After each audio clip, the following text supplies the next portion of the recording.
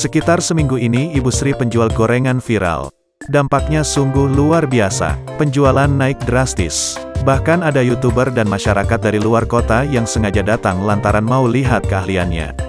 Penjual gorengan di Pasar Windusari, Kecamatan Windusari, Kabupaten Magelang mendadak viral karena memiliki kemampuan yang unik yakni kebal terhadap minyak panas.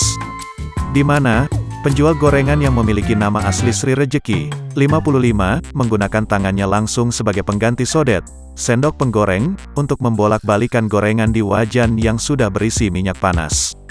Aksinya tersebut pun, dipertontonkan bagi para pembelinya. Ia mengaku, melakukan aksi tersebut bukan ajang menyombongkan diri namun semata hanya untuk menarik perhatian pembeli. Saya sudah berjualan 10 tahun lamanya. Mulanya, pas pertama kali mencoba memang terasa panas namun tidak sampai melepuh. Seiring berjalannya waktu rasa panasnya itu, minyak, jadi biasa saja.